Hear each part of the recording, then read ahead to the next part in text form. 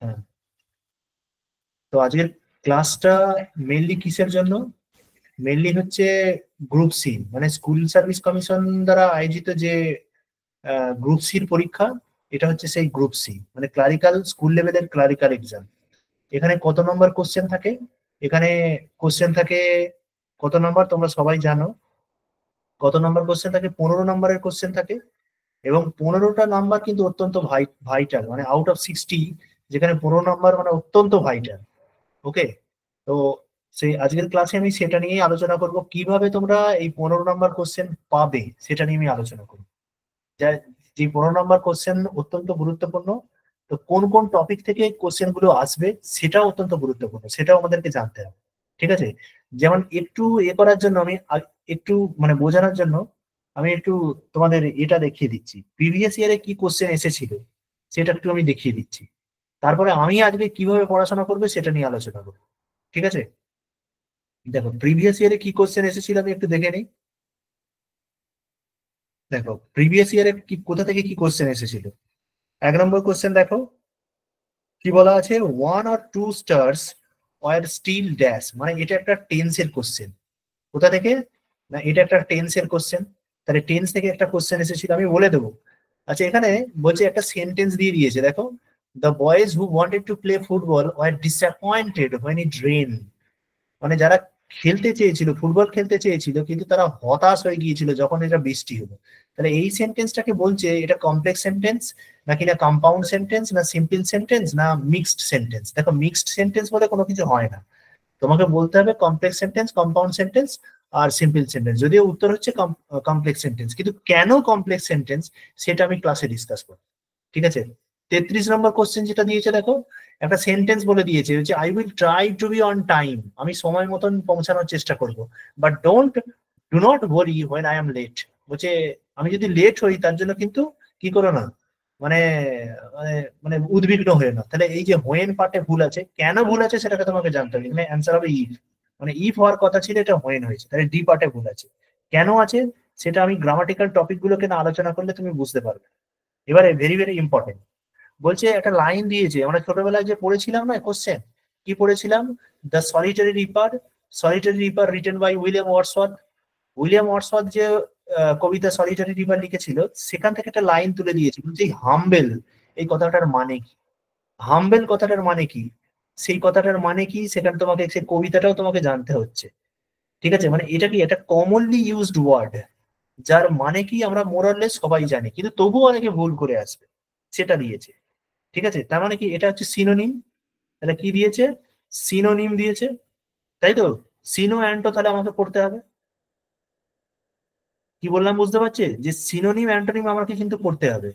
পরেরটা কি দিয়েছে, 4টে সেন্টেন্স দিয়েছে, out of 4 sentence you have to choose the correct one, মানে এই 4টে সেন্টেন্সের মধ্যে তোমাকে কোন সেন্টেন্সটা সঠিক তোমাকে কিন্তু বেছে নিতে হবে। সঠিক সেন্টেন্স কোনটা তোমাকে কিন্তু বেছে নিতে হবে। তাহলে পুরো সেন্টেন্স কনস্ট্রাকশন সম্পর্কে তোমার জ্ঞান থাকা চাই। যদি সেন্টেন্স কনস্ট্রাকশন সম্পর্কে তোমার জ্ঞান না থাকে, তাহলে কিন্তু তুমি পাচ্ছ না। কি বললাম বুঝতে পারছো, যদি সেন্টেন্স কনস্ট্রাকশন সম্পর্কে তোমার জ্ঞান না থাকে, তাহলে কিন্তু তুমি পাচ্ছ না। বোঝা গেল কি? তাহলে এটা, হ্যাঁ স্যার। হ্যাঁ, তাহলে সেন্টেন্স কনস্ট্রাকশন সম্পর্কে জ্ঞান থাকতে হবে। এবার জ্ঞান থাকবে কি করে, মানে গ্রামাটিক্যাল টপিক গুলো সম্পর্কে তোমার নলেজ থাকতে হবে। কিরকম না, কোন বিষয়ে তোমার নলেজ থাকতে হবে, না পার্টিসিপেল নলেজ থাকতে হবে, পার্টিসিপেল কি জিনিস সেটা জানতে হবে। আচ্ছা, জেরান্ড কি জিনিস সেটা তোমাকে জানতে হবে। ইনফিনিটিভ কি জিনিস সেটাও তোমাকে জানতে হবে। সর্বোপরি টেন্স কিভাবে সেন্টেন্সের মধ্যে অ্যাপ্লাই করি সেটাও তোমাকে জানতে হবে। ঠিক আছে, এবারে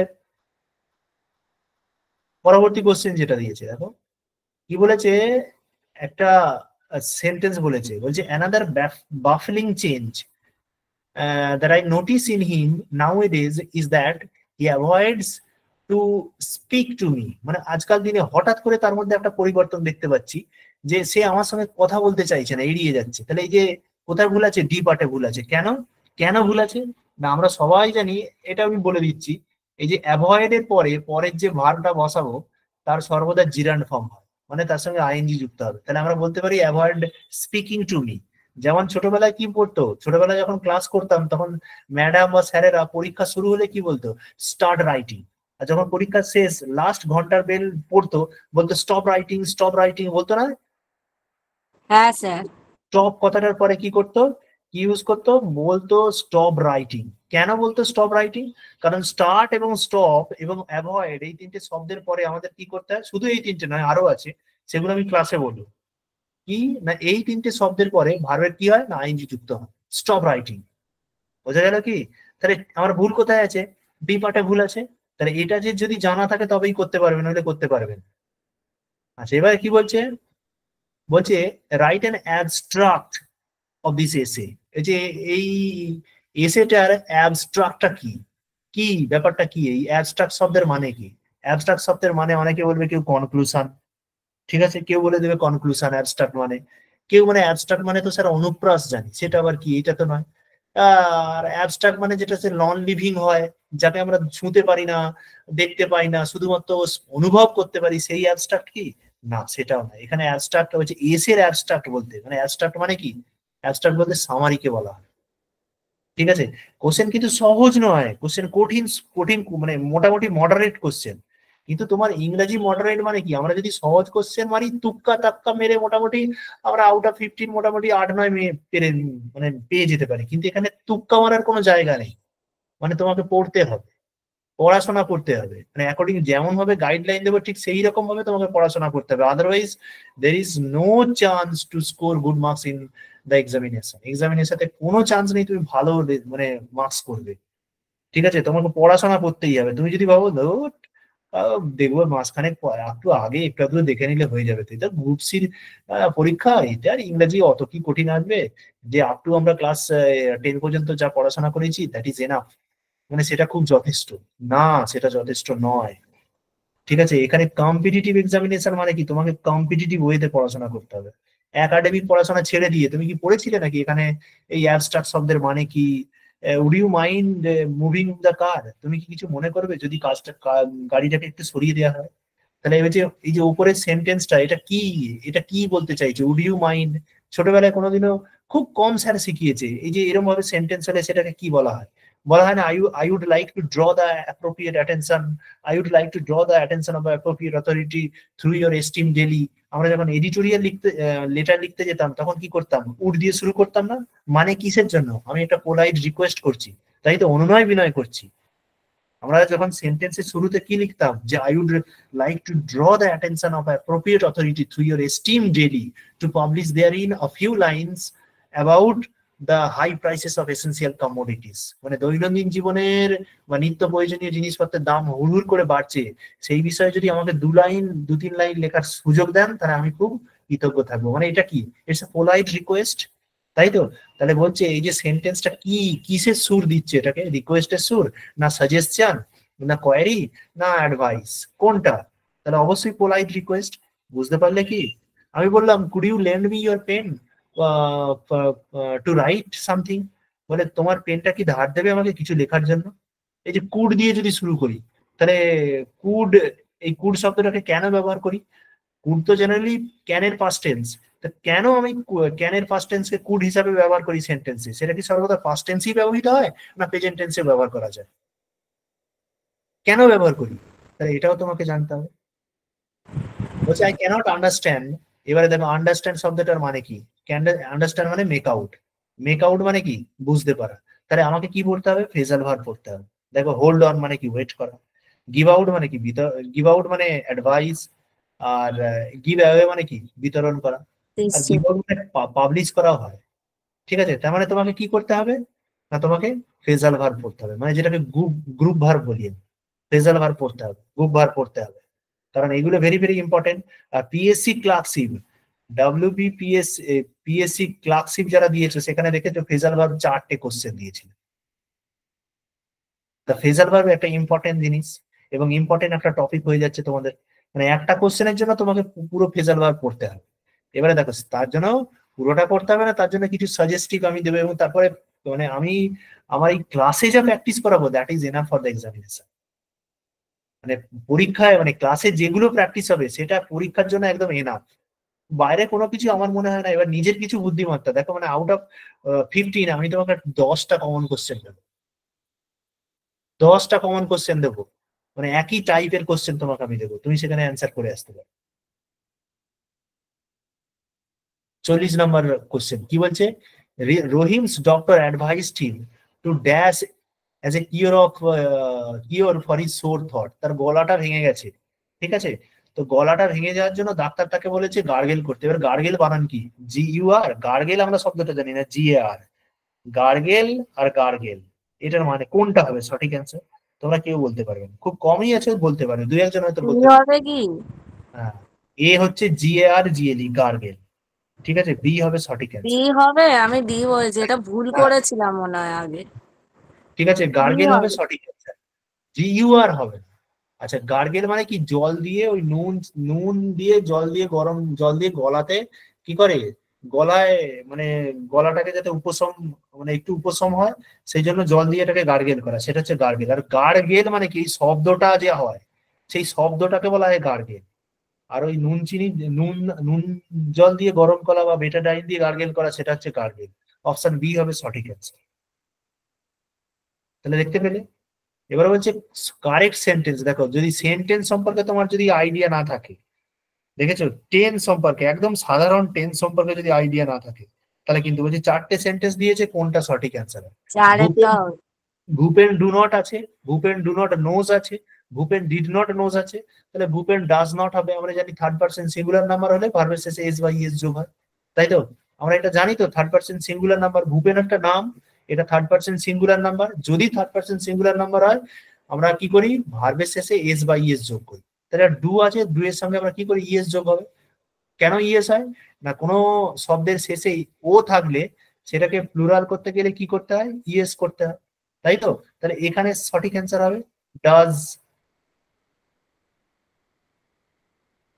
যেমন আমরা আরো, হ্যাঁ,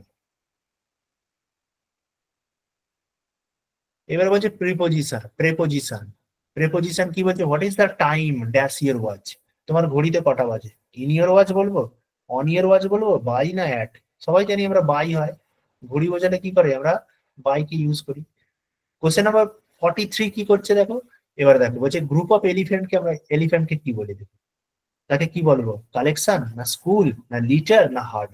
আমরা বড় প্রাণী বোঝালে কি বোঝাই, তাকে হার্ড অফ ক্যাটেল বলি, হার্ড অফ এলিফ্যান্ট বলি, তাই তো? তাহলে এটা হবে এই অ্যান্সার।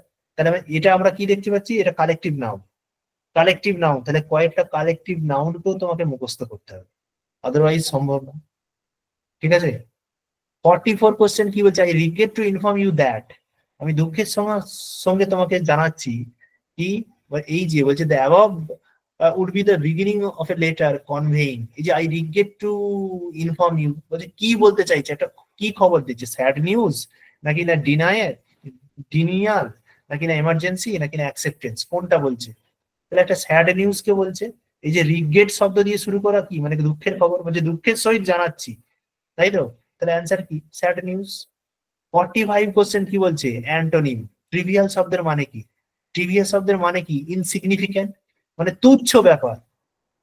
ট্রিভিয়াল শব্দের মানে কি, তুচ্ছ, তাহলে মানে কি, মানে কোনটা হয়, ইনসিগনিফিক্যান্ট হয় আর ফিউটাইল হয়, তাহলে এটা কি হয়ে যাবে, ইম্পর্টেন্ট হয়ে যাবে, এটা হবে সঠিক অ্যান্সার। তাহলে এটার মানে ইনসিগনিফিক্যান্ট আর ফিউটাইল, তাহলে অ্যান্সার সঠিক হবে কি, ইম্পর্টেন্ট। তার মানে কি পড়তে হচ্ছে তোমাকে, তোমাকে কি কি পড়তে হচ্ছে, কি বুঝলে? টেন্স তোমাকে মাস্ট পড়তে হবে,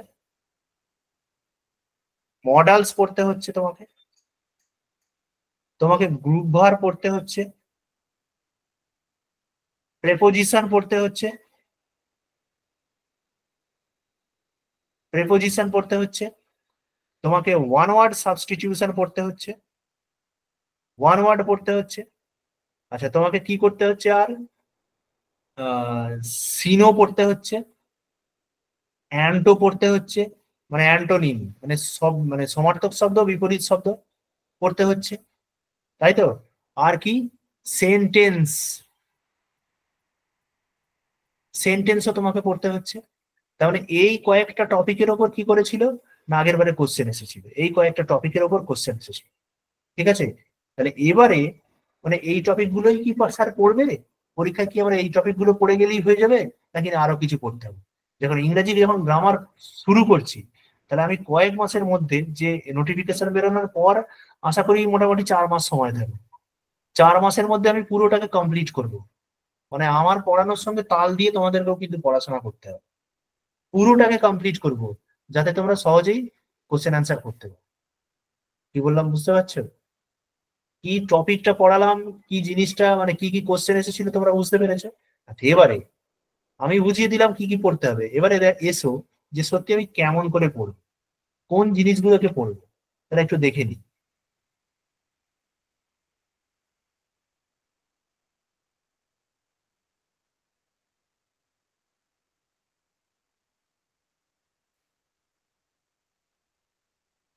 দেখো, প্রথম যে কোশ্চেনটা দিয়েছি, প্রথম যে দিয়েছি টপিকটা, দেখো পার্টস অফ স্পিচ আমাদের পড়তে হবে। টোটাল যে আমাদের 8টা পার্টস অফ স্পিচ আছে সেগুলোকে প্রত্যেকটাকে পড়তে হবে। নাউন, দেখো নাউন এবং আর্টিকেলের মধ্যে থেকে কিরকম কোশ্চেন আসতে পারে। বললাম boys are playing in the field, no error. বলছে এই সেন্টেন্সটার মধ্যে কোথায় ভুল আছে? The boys are playing in the field, এই সেন্টেন্সটার মধ্যে কোথায় ভুল আছে? দেখতে পাচ্ছ কোথায় ভুল আছে এই সেন্টেন্সটার মধ্যে? এই যে সেন্টেন্সটা, এটার মধ্যে কোথায় ভুল আছে কেউ বলতে পারো? দেখো এবারে কি বলছি, দেখো বয়, বয় শব্দটা কি? বয় শব্দটা একটা কমন নাউন। নাউন, একটা কমন নাউন, তাই তো? এবারে কমন নাউন কি করে না, কমন নাউন যদি সিঙ্গুলার ফর্ম হয় তার আগে আমাকে আর্টিকেল বসাতে হতে পারে। কখনো আমরা দা বসাই, আচ্ছা কখনো আমরা এ বসাই আর্টিকেল, কখনো অ্যান বসাই, তাই তো? সে মানে শব্দের বা নাউনের নেচার অনুযায়ী আমরা দা, এ ইত্যাদি ইত্যাদি বসিয়ে থাকি। তাহলে কমন নাউনের আগে সেটা যদি সিঙ্গুলার হয়, যদি সিঙ্গুলার কমন নাউন হয়, তাহলে তার আগে আমরা এ বসাই, দা বসাই, কখনো অ্যান বসাই, মানে ওই নাউনের নেচার অনুযায়ী। কিন্তু আমরা এই এই যে এই কমন নাউন যদি প্লুরাল ফর্ম থাকে, তার আগে আমরা দা বসাই না, যতক্ষণ না পর্যন্ত সেটা নির্দিষ্ট করে কিছু বলা হচ্ছে। যতক্ষণ না পর্যন্ত সেটা নির্দিষ্ট করে কিছু বলা হচ্ছে তার আগে ততক্ষণ আমরা দা বসাবো না। তাহলে the boys are playing in the field, ছেলেগুলি মাঠে খেলছে। কোথাকার ছেলে? কিছু আমি সেই ছেলেগুলোর সম্পর্কে বৃত্তান্ত কিছু জানি? জানি না তো। তাহলে ভুল কোথায় আছে এ পাঠে? তাহলে এটা সঠিক সেন্টেন্স যদি দা বসাতাম তাহলে স্যার কিভাবে হতো? তাহলে এইভাবে বলতে পারি, the the boys of ABC club, the boys of ABC club are playing in the field. বলছে এবিসি ক্লাবের ছেলেগুলি মাঠে কি করছে? খেলা করছে। তাহলে কোথাকার ছেলেগুলি? এবিসি ক্লাবের ছেলেগুলি। তাহলে এবিসি ক্লাবটা কে? কোন ক্লাবটাকে নির্দিষ্ট করে বলা হচ্ছে তো এবিসি ক্লাবটাকে। তাহলে নির্দিষ্ট করে বললাম, আমি যদি কোনো নির্দিষ্ট করে বলা থাকে তবেই কিন্তু দা বসাবো। তাহলে এই ক্ষেত্রে এই সেন্টেন্সটা কারেক্ট সেন্টেন্স। আর এই সেন্টেন্সটা কি? এটা রং সেন্টেন্স। এই পার্টটা রং। বোঝা গেল কি না বুঝতে পারলেন? সবাই বুঝতে পেরেছেন? স্যার আরেকবার বলুন। বলছি বয়েজ, এই যে বয় শব্দটা ভালো করে এদিকে দেখো, এই যে বয় শব্দটা হচ্ছে কমন নাউন। এটা যদি সিঙ্গুলার নাউন হিসেবে ব্যবহৃত হয়, এই নাউনের নেচার অনুযায়ী আমরা কখনো অ্যান বসাই, কখনো এ বসাই, কখনো দা বসাই, ঠিক আছে, বসাই। কিন্তু এই বয় শব্দটা যদি প্লুরাল থাকে, বয়, বয় হচ্ছে কমন নাউন, এটা যদি প্লুরাল হয় তাহলে তার আগে কখনো আমরা দা বসাবো না, যতক্ষণ না পর্যন্ত সেটাকে নির্দিষ্ট করে মানে স্পেসিফাই করা হয়, নির্দিষ্ট করে বলা হয় কোথাকার ছেলে। এই যে কোথাকার ছেলে, এবিসি ক্লাব, কোনো রয়্যাল বেঙ্গল ক্লাব হতে পারে, ভাই ভাই সংঘ হতে পারে, যে কোনো ক্লাব হলে তবেই কিন্তু বসবে, তার আগে বয়েজ, এই প্লুরাল ফর্মের আগে দা বসবে। তাছাড়া আমরা প্লুরাল ফর্মের আগে দা বসাবো না। বোঝাতে পেরেছি এবারে?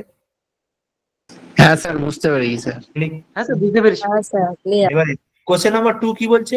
দ্য পুয়ার ইজ হেল্পলেস, গরিবরা অসহায়।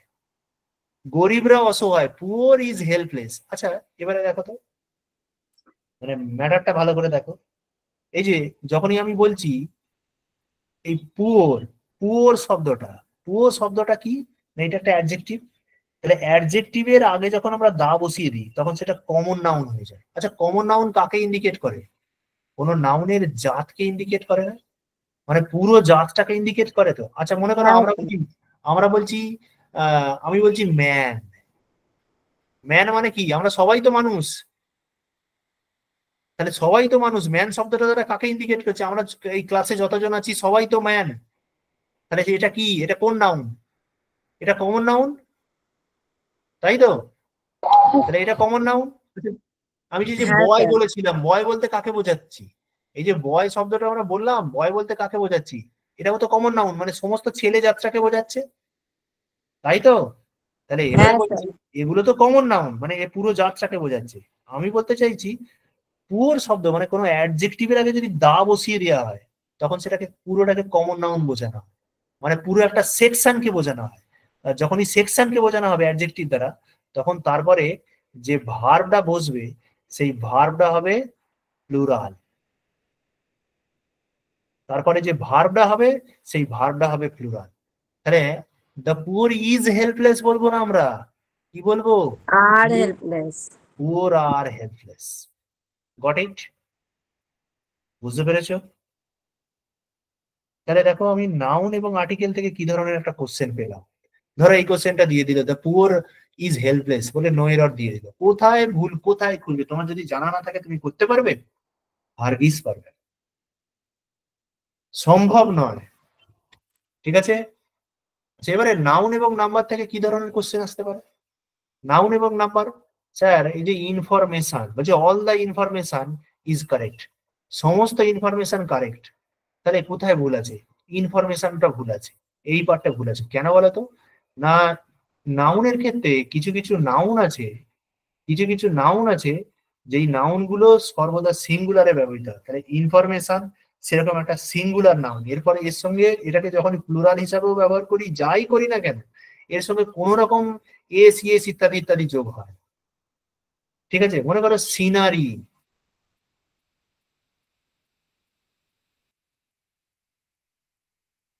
এই যে সিনারি, সিনারি শব্দ সবসময় সিঙ্গুলার।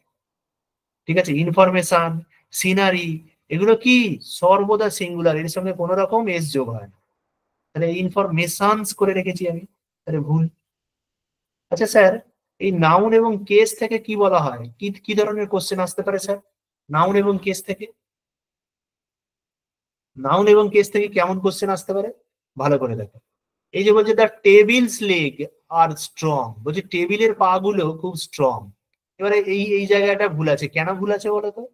মনে করো আমি যদি বলি রামের একটা গাড়ি আছে বা আলীর একটা গাড়ি আছে, তাহলে আমি বলতে পারি আলিজ কার, আলিজ কার বলতে পারি। কেন বলবো না, আলীর পরে যদি মানে কোন পরে আলী হচ্ছে একটা প্রথমত লিভিং অবজেক্ট, মানে এটার প্রাণ আছে, তাহলে প্রাণ থাকলে তারপরে আমরা অ্যাপোস্ট্রোফি এস দিয়ে কি করি, যে নাউনটা আমরা ইউজ করি, মানে কোনো কোনো জিনিসের যখন প্রাণ থাকে তারপরে আমরা অ্যাপোস্ট্রোফি এস দিয়ে কি করি, পসেসিভ করি, পসেসিভ করি।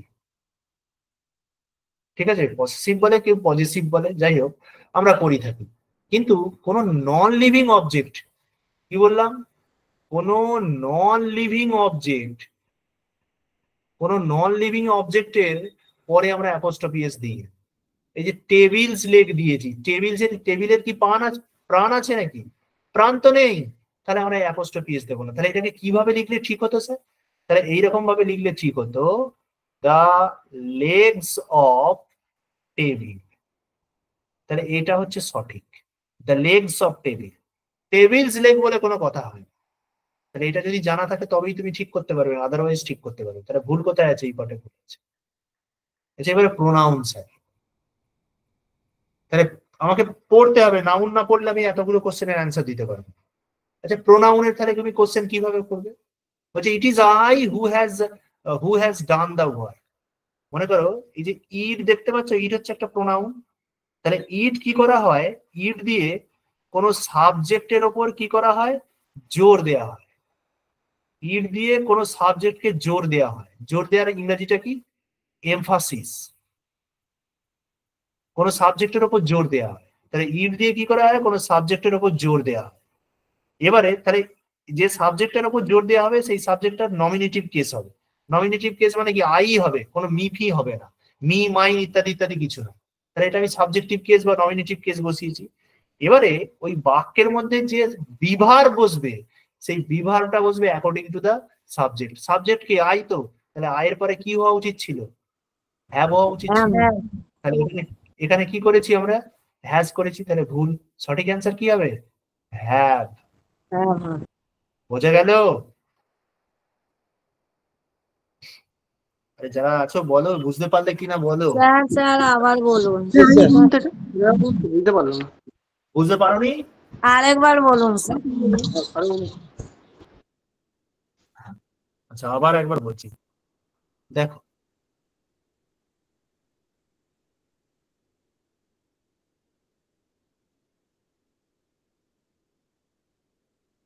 একটু মুছে দিই।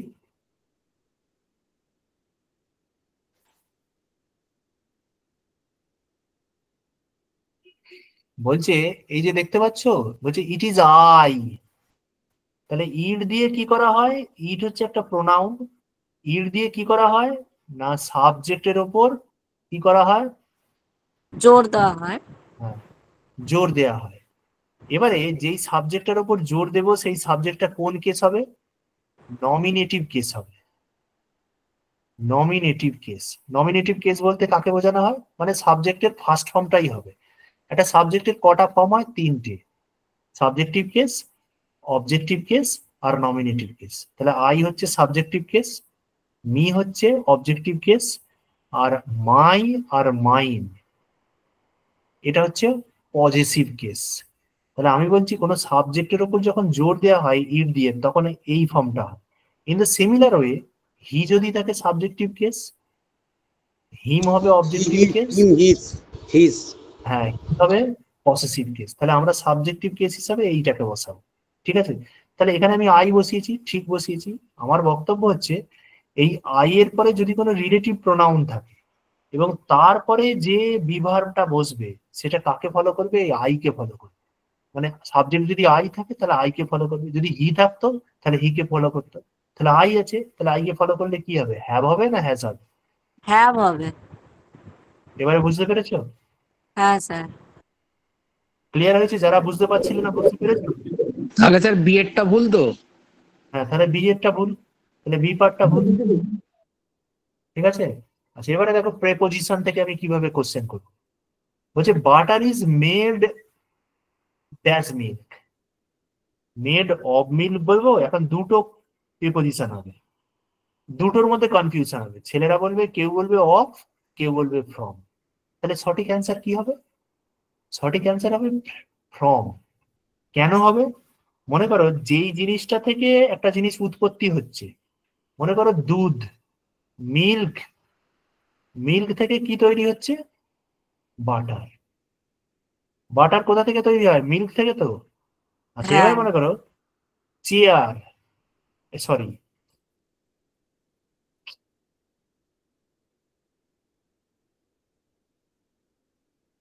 বললাম উড।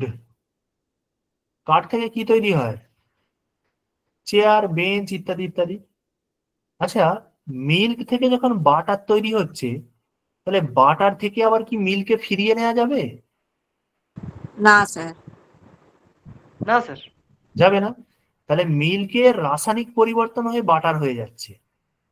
মিল্কের ভৌতবিজ্ঞানের কোশ্চেন, মিল্ক থেকে রাসায়নিক পরিবর্তন হয়ে বাটার হয়ে যাচ্ছে।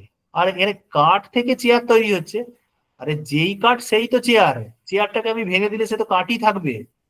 কাঠের কি পরিবর্তন হবে? মানে না, কাঠ থেকে চেয়ার করলে সেটা কি প্লাস্টিক হয়ে যাবে নাকি? নাকি নিশ্চয়ই হবে না। না স্যার। আমরা প্লাস্টিক না থেকে স্যার। প্লাস্টিকের চেয়ার করি, আবার সেই সেই প্লাস্টিক তো প্লাস্টিকই থাকে। কাঠ থেকে কাঠের চেয়ার করি, কাঠ মানে চেয়ার তো কাঠই থাকে। তাহলে এর এর কি মানে, যে অরিজিনাল যে বস্তু ছিল তার সেটাকে নানা রকম ভাবে এদিক ওদিক চেঁচে, মানে চেঁচে ছুলে ইত্যাদি ইত্যাদি করে তাকে চেয়ার তৈরি করা হয়েছে। চেয়ারটা কি? সেটা তো কাঠই। তাহলে এর কোনো পরিবর্তন হচ্ছে না, মানে অরিজিনাল জিনিস যেটা ছিল সেটাই ছিল। তাহলে এবার যখন অরিজিনাল জিনিস থেকে যখন বাটার হয়ে যাচ্ছে, মানে অরিজিনাল জিনিসের যখন পরিবর্তন হয়ে যাচ্ছে, তখন আমরা ফ্রম বসাবো। আর যখন একই থাকছে তখন আমরা অফ বসাবো। বুঝে গেল? Yes sir. হ্যাঁ বুঝতে স্যার। পারলে? তাহলে এখানে কি হবে? তাহলে butter is made from. Milk. Clear হয়েছে? তাহলে এই একবার বলো। প্রিপজিশন, আবার কি বলবো, আবার এটা বলবো, এটা আবার বলবো, হ্যাঁ স্যার।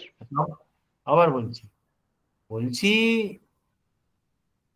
ওয়েট, দাঁড়া মুছে দিই, আবার বলছি।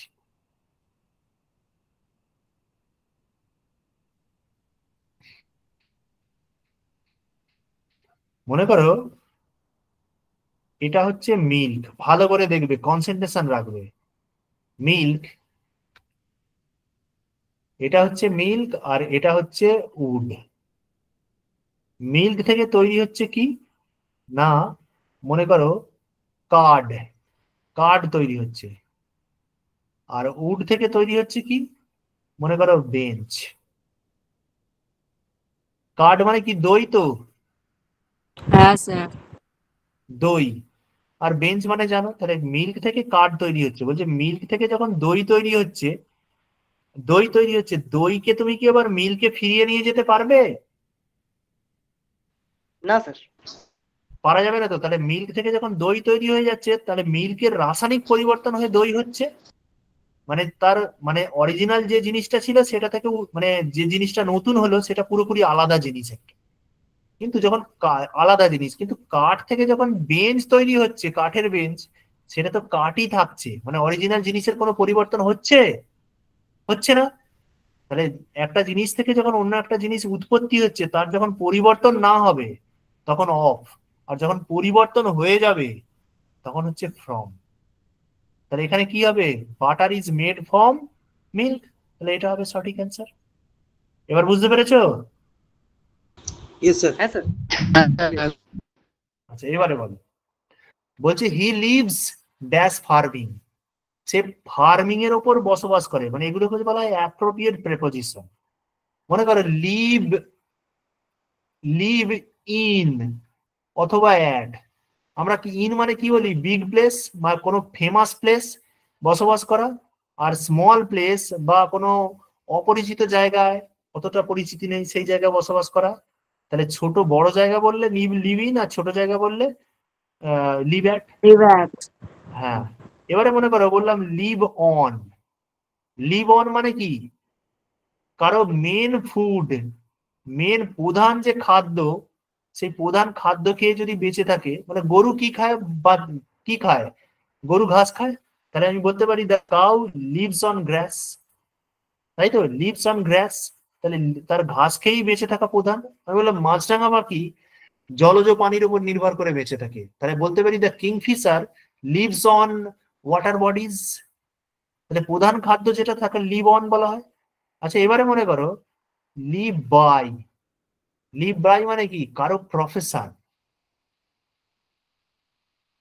কারো প্রফেশন কি, সেটাকে বলে লিভ বাই। বলছে সে চাষাবাস করে জীবিকা নির্বাহ করে, তাহলে কি লিভ বাই হবে। বোঝা গেল কি, না বুঝতে পারলে না? স্যার আরেকবার বলুন তো, ভাইটা কি বলুন। বুঝে গেছে। বলছি লিভ ইন মানে কি, বড় জায়গায় বসবাস করা। লিভ অ্যাড মানে ছোট জায়গায় বসবাস করা। লিভ অন বলতে কি, কেউ যদি তার প্রধান খাদ্য কি খায়, মনে করো আমরা প্রধান খাদ্য কি, ভাত খাই, তাহলে বললাম a man leaves on rice, একজন মানুষ কি করে, ভাত খেয়ে বেঁচে থাকে। লিভস অন প্রধান খাদ্য কি, তাহলে অন হয়ে যাবে।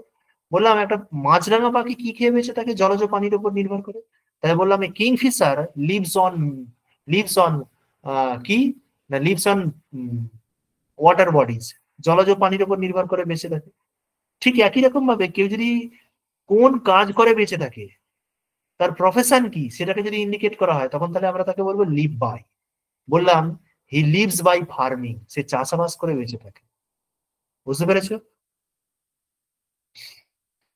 হ্যাঁ স্যার। হ্যাঁ বুঝে গেছে?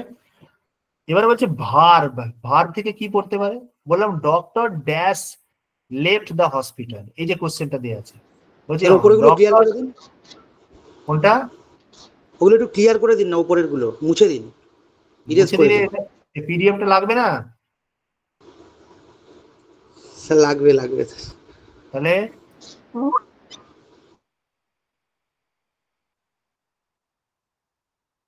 তাহলে আমি এটাকে করে দিলাম।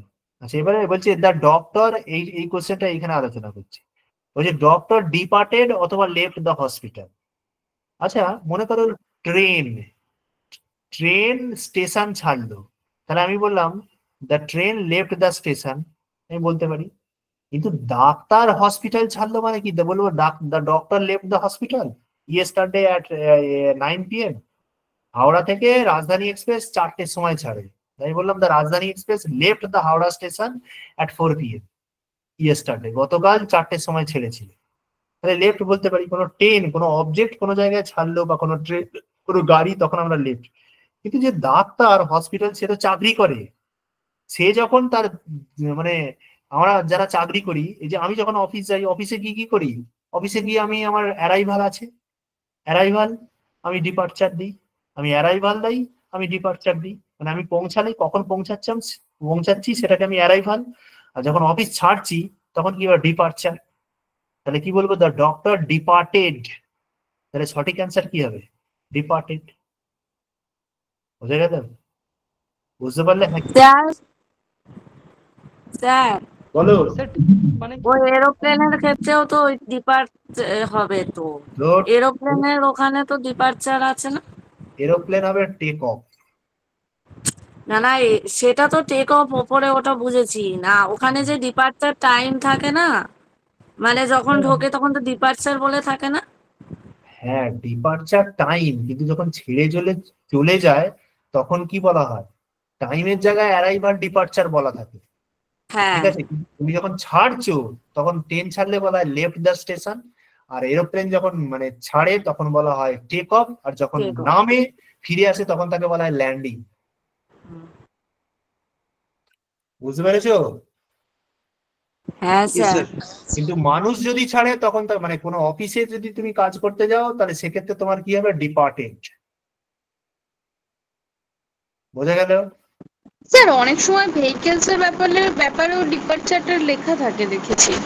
ডিপার্চার লেখা থাকবে, টাইম, ডিপার্চার টাইম বলে লেখা থাকে, ডিপার্চার টাইম লেখা থাকবে। কিন্তু তুমি যখন অফিসে তোমার পৌঁছাবে, মানে তুমি যখন ছেড়ে যাচ্ছে, ডিপার্টেড দ্য স্টেশন বলে, বলে লেফট দ্য স্টেশন।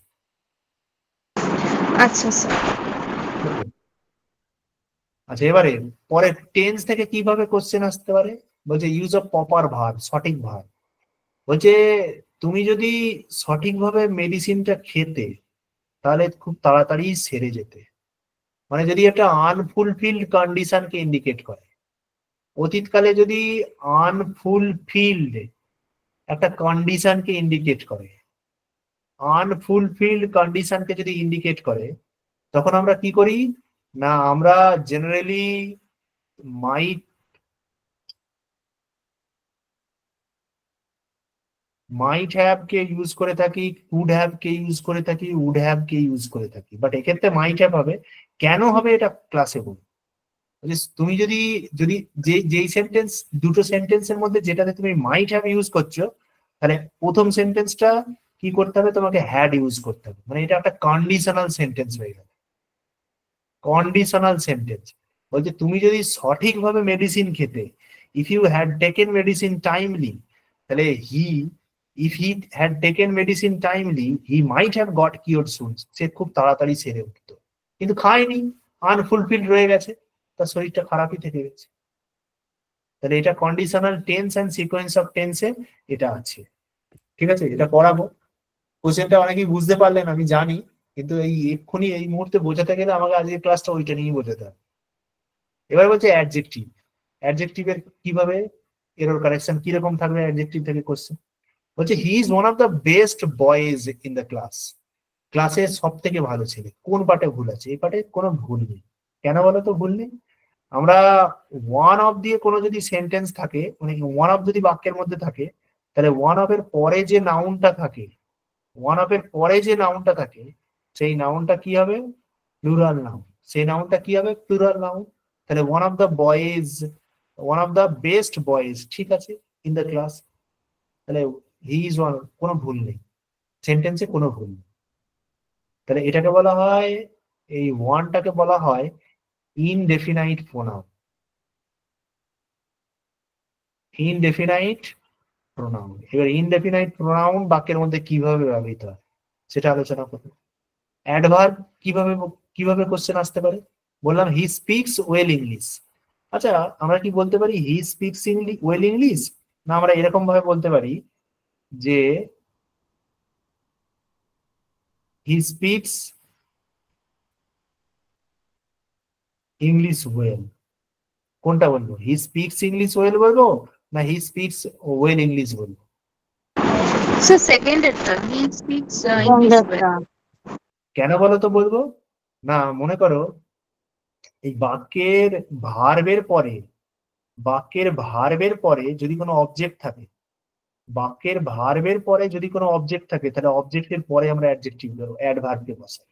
আর যদি অবজেক্ট না থাকে তাহলে ভার্বের পরেই আমরা অ্যাডভার্বকে বসাই।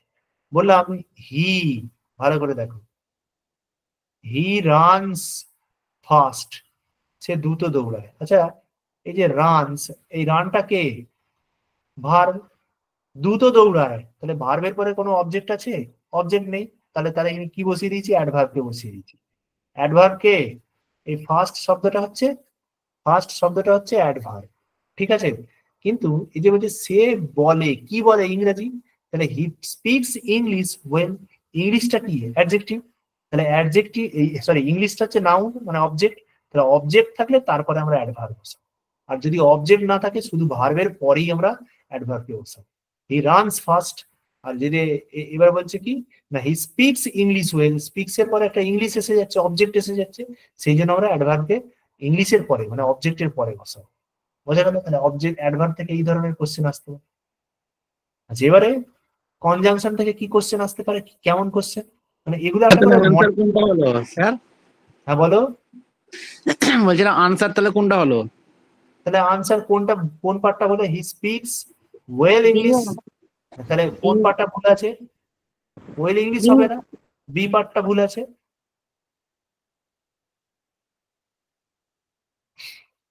এবারে বলছি দো he is poor yet he is honest, তাহলে স্যার এই সেন্টেন্সে কি ভুল আছে? এবারে একটা কথা মনে রাখো, যদি কোনো বাক্য দো, অলদো, দো আর অলদো দিয়ে শুরু হয়, পরবর্তী সেন্টেন্সটাকে জয়েন করতে গেলে কোনো লিঙ্কারের দরকার হয়, নো লিঙ্কার। তাহলে যদি কোনো বাক্য দো এবং অলদো দিয়ে শুরু হয়, তাহলে পরবর্তী সেন্টেন্সকে যোগ করতে গেলে কোনো লিঙ্কারের প্রয়োজন হয়, না। দো হি ইজ পুয়ার, ইয়েট শব্দটাকে বসানোর কোনো দরকারই নেই, তাহলে বি পার্টে ভুল আছে। আমি বলতে পারি though he is poor he is honest, আর কোনো লিঙ্কার অ্যাড করার দরকার হয়নি দ্বিতীয় সেন্টেন্স শুরু করার আগে, তাহলে ইয়েট শব্দটা ভুল আছে। বুঝা গেল? এবারে মডেলস থেকে কিভাবে কোশ্চেন দিয়েছি ভালো করে দেখো। মডেলস কোনগুলোকে বলা হয়? ক্যান, কুড, মে, বাইট ইত্যাদি ইত্যাদি, এগুলোকে সব মডেলস বলা হয়। বললাম this place is very beautiful, এই জায়গাটা খুব সুন্দর। This place is very beautiful. I think I could or can stay for ever, আমার মনে হয় আমি যেন এই জায়গাটা সারা জীবন থেকে যাই। তাহলে কোনটা হবে, ক্যান বসাবো না কুড বসাবো? কুড হবে স্যার। বললাম ক্যান হ্যাঁ, I can do the work, আমি এই কাজটা করতে পারি। তাহলে ক্যান দ্বারা তোমার এবিলিটিটাকে ইন্ডিকেট করছে, তাই তো? এবিলিটি। এবার সঙ্গে সঙ্গে একটা কথা ভেবে দেখো, যে তুমি কাজটা করতে পারো মানে কি, এটা তো রিয়েলিটি। এবিলিটি যেমন বোঝায়, এটা তো রিয়েলিটিকেও বোঝাচ্ছে, মানে আমার করার ক্ষমতা আছে, আমি সত্যিই করতে পারবো, এতে অবাস্তব কিছু নেই, এটা বাস্তব যে আমি করতে পারবো কাজটা। তাহলে ক্যান এবিলিটিকেও বোঝায়, আবার সঙ্গে সঙ্গে যেই এবিলিটিটাকে বলছো তার রিয়েলিটিটাকেও বোঝায়। বাট ক্যানের পাস্ট টেন্স কি? ক্যানের পাস্ট টেন্স হচ্ছে কুড। তার মানে স্যার কুড কি তাহলে সর্বদা পাস্ট টেন্সেই ব্যবহৃত হবে? না, কখনোই না। কুড কোথায়? না, কুড যদি সাজেশন বোঝায়, মানে কোনো প্রস্তাব বোঝায়, বা কোনো ইমাজিনেশনকে বোঝায়, ইমাজিনেশন মানে কল্পনাকে বোঝায়, তখন আমরা প্রেজেন্ট টেন্সেও কুডকে ব্যবহার করতে পারি। বলছি the place is very beautiful, এই জায়গাটা খুব সুন্দর। আই থিঙ্ক আমার মনে হচ্ছে, আমি ভাবছি যে এই জায়গায় যেন সারা জীবন থেকে যাও। আরে তুমি পশ্চিমবঙ্গের মানুষ, কাশ্মীর বেড়াতে গেছো, খুব মনে লেগেছে কাশ্মীরের জায়গাটা। মনে হচ্ছে যেন এই তো সুইজারল্যান্ডে চলে এসেছি। তুমি ভাবছি আমি কাশ্মীরেই থেকে যাবো। ওটা আমাদের ভাবনা। সেই আবার আসতে হবে, এসে সেই মাঠে গিয়ে ধান কাটতে হবে, পাট কাটতে হবে, সেই মাঠের কাজ করতে হবে, যা কাজ ছিলাম, যা কাজ করতাম তাই করতে হবে। ওটা বেড়াতে গিয়ে মাঝে মাঝে আমরা ভাবনায় ভেসে যাই। ওটা হচ্ছে ইমাজিনেশন, ওটা কল্পনা। ঠিক আছে, তাহলে আমি কাকে ইউজ করব? তাহলে কুড কে Good. ইউজ করবো। তাহলে কুড হচ্ছে ইমাজিনেশন কে বোঝায়, কল্পনাকে বোঝায়, ক্যান নয়। ক্যান হচ্ছে এবিলিটি কে বোঝায় এবং রিয়েলিটি কে বোঝায়, বাস্তবতাকে বোঝায়। আর কুড হচ্ছে তোমার ইমাজিনেশন কে, কল্পনাকে বোঝায়। মানে এটা হচ্ছে সাবজাংটিভ মোড এর ক্ষেত্রে ইউজ করা। বুঝতে পারলাম? তাহলে মডেলস জানতে গেলে একদম ডিটেলসে জানতে হবে। আর আমি মডেলস তোমাকে একটা কিংবা দুটো ক্লাসেই কমপ্লিট করে দেবো, এমন করে দেবো, এমন করিয়ে দেবো সারা জীবন মনে থাকবে। এবং even you can speak in English, there will be no problem in speaking in English. কথা বলতে পারবে সেরকম ভাবে শেখাবো যে মানে প্র্যাকটিস করলেই সে কথা বলতে শিখে যাবে। তাহলে এবার কোথায় ইনফিনিটিভ ব্যবহৃত হয়, কোথায় পার্টিসিপেল ব্যবহৃত হয়, কোথায় নমিনেটিভ অ্যাবসলিউট ব্যবহৃত হয়, কোথায় জিরান্ড ব্যবহৃত হয়, ইত্যাদি ইত্যাদি ইত্যাদি। আচ্ছা, এবারে সঙ্গে সঙ্গে জিরান্ড থেকে কি ধরনের কোশ্চেন দিচ্ছি? একটা ভার্বাল নাউন। ভার্বাল নাউন কি? আচ্ছা, জিরান্ড কি জানো? জিরান্ড হচ্ছে ভার্বের সঙ্গে, ভার্বের সঙ্গে যখন আইএনজি যুক্ত হয়, ভার্বের সঙ্গে যখন আইএনজি যুক্ত হয় এবং আইএনজি যুক্ত শব্দটা বাক্যের মধ্যে যখন নাউন হিসাবে কাজ করে, কি হয়? তখন আমরা জিরান্ড বলে থাকি। এবারে সর্বদা নাউন হিসাবে কাজ করে না, কখনো কখনো সেই নাউনের মধ্যে ভার্বের ফোর্স থাকে। কার ফোর্স থাকে? না, ভার্বের ফোর্স থাকে, তখন সেটাকে বলা হয় ভার্বাল নাউন। আচ্ছা, ভার্বাল নাউন কিভাবে শুরু হয়? ভার্বাল নাউন শুরু হতে গেলে, ভার্বাল নাউন শুরু হতে গেলে ভার্বের আগে দা, দা আর পরে অব ব্যবহার করতে হয়, তবে তাকে ভার্বাল নাউন বলা হয়। এই যে হচ্ছে hunt, H U hunt. Hunt মানে কি? স্বীকার করা। শিকার করা, তাই তো? হুম, হান্ট মানে হুম। শিকার করা। তাহলে হান্ট শব্দের সঙ্গে আইনজি যুক্ত করে দিয়েছি, বলছি হান্টিং অফ টাইগার, হলো না। তাহলে কি বলবো আমি? দা হান্টিং অফ টাইগার। এটা হয়ে গেল verbal noun. Is not easy. এই বাঘ শিকার করা এতটা সহজ নয়। তাহলে এটা হয়ে গেল ভার্বাল নাউন। তাহলে নাউনের আগে এই হান্টিং যখন বলে দিচ্ছি, যখনই হান্টিং বলে দিচ্ছি, তখন এটা নাউন হয়ে গেছে। এবার নাউন হয়ে গেলে কি করব? তার আগে যখন আমার পরে অপ আছে, তাহলে তার আগে নিশ্চয়ই দা থাকবে, তাহলে এটাকে বলবো ভার্বাল। বোঝা গেল? আচ্ছা, এবারে কি শিখবো? না ফ্রেজাল ভার্ব শিখবো আমরা, ইডিয়ম শিখবো, ওয়ান ওয়ার্ড শিখবো, আর ইডিয়মসও শিখবো ক্লাসে। It's very very important. আমি বারবার বললাম, এইগুলোকে জানতেই হবে। এইগুলোকে যদি না জানো তাহলে কিন্তু মুশকিল, সমস্ত কোশ্চেন অ্যাটেন্ড করা মুশকিল। তাহলে আজকের ক্লাসটা ভালো লেগেছে কি? ক্লাসটা শিখতে পেরেছো কিছু? মানে জাস্ট একটা ডেমো ক্লাস থেকে তুমি কত কিছু জিনিস শিখেছো? শিখতে পেরেছো তো সবাই নাকি? Yes sir. আচ্ছা। স্যার শিখতে পেরেছি, কিন্তু কিছু জিজ্ঞাসা আছে আর কি, যদি বলেন তাহলে স্যার করা যায় কোশ্চেন। হ্যাঁ বলো না, জিজ্ঞাসা বলো বলো। স্যার বলছিলাম যে এই যে গ্রুপ সি এর আপনি ক্লাসটা করালেন স্যার, তাহলে এটাই কি গ্রুপ ডি এর জন্য মানে group C group D sir মানে সিলেবাস তাহলে একই স্যার? মানে সি মানে কি আপনার ডি এর জন্য প্রিপারেশন নেওয়া স্যার? একদম। ডিতে কি আছে?